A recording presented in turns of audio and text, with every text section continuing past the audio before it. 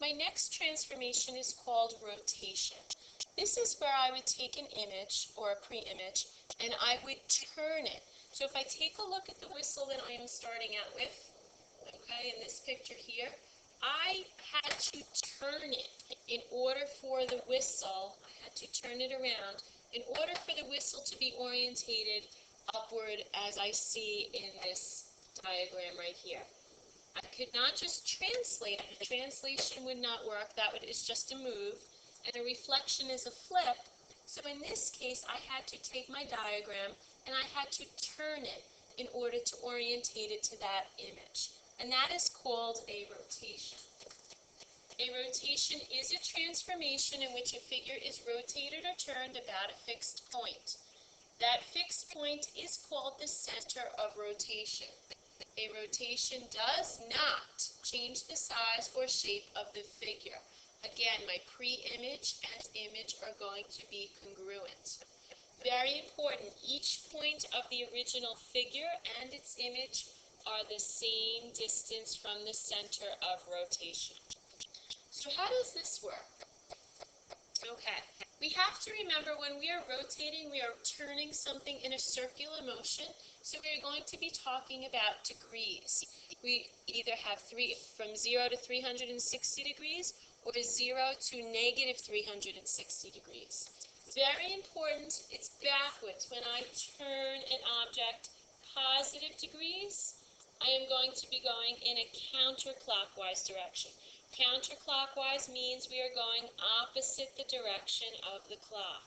So as my arrow here is showing me, if I start out from point P and I am turning it a positive degree, I'm going to turn it counterclockwise to P prime. If I take an object or a point and I rotate it negative degrees, so here is point P, and I'm going negative degrees, I am now going to be going in a clockwise direction. Okay, that's the most important. It sounds a little bit backwards, so I would be going in a clockwise direction for my rotation. We have to remember that all transformations that we have been working with now are rigid motions. Translations, reflections, and rotations preserve segment length. Each segment that I rotate is the length of the radius of the circle of rotation. So a rotation, again, is a rigid motion. Very important. It means that the pre-image and the image are congruent. Now, rotations at first look very complex, but we can make them very simple if we just follow a couple of rules. So the first thing I would like to do is write down the coordinates for for A, for B, and B is located at 4, 6, and then for C, which is at 7, 1. Okay, so that is the very first thing that I am going to do. Now I have to look at what they're asking me to do. I am rotating about the origin, means that my origin is going to be the center of the rotation. And I'm going clockwise 90 degrees. So if I'm going clockwise, I'm going to be going to the right. Easiest way to do this is if I am going 90 degrees, let's take our paper and turn it one turn, this is 90 degrees, clockwise. Now, again, this is still my x-axis. X is always horizontal, y to the sky. Let us now read. Where is the A coordinate located? And please do not look at the numbers on my grids, on my axes. The A coordinate is right here. When I go to read that, that is telling me it is at 2, negative 1. And again, I am ignoring, I'm just looking at the axes and I'm going from the origin. It is at 2, negative 1. If I look at the B coordinate, B is now located at 6, negative 4. Again, do not look at the numbers on my axes. And then finally, the C coordinate is located at 1, negative 7. Now what you are going to do is you're going to take your paper and you're going to turn it back around. we have our coordinates now for our primes. We are now going to graph that. So when I go to graph 2, comma, -1, 6, comma, -4, and 1, comma, -7, this is where A prime, B prime, and C prime are going to be. So I just reflected this triangle clockwise 90 degrees. Let's try another. I have rectangle ABCD with the following vertices.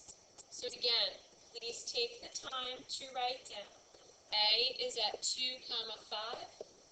B is at 2, comma, 3. C is at 7, comma, 3. And D is at 7, comma, 5. Now, what am I asked to do? I am rotating, which means I am turning my paper about the origin, counterclockwise 90 degrees. Counterclockwise this time means I'm going to be rotating it to the left.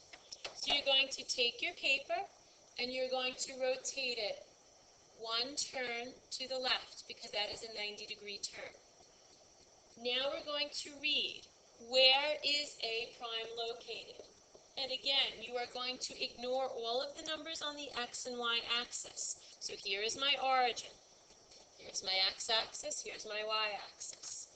A is now located at -5, comma, 2. Do the same thing for B. Where is B located? B is right here. B is at -3, comma, 2. C prime is located at -3, comma, 7.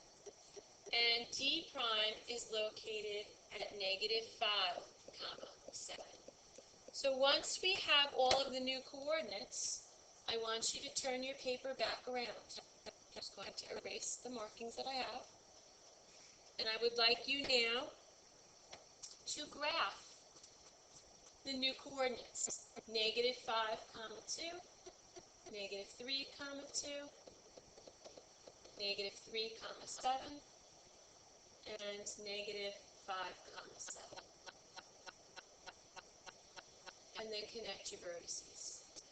Notice my rectangle is the same size. Line segment AB is 2 units in length. Line segment A prime B prime is 2 units in length. Line segment BC is 1, 2, 3, 4, 5 units in length. B prime C prime is 5 units in length. They are the same size and the same shape. I just took this figure and I rotated it counterclockwise 90 degrees.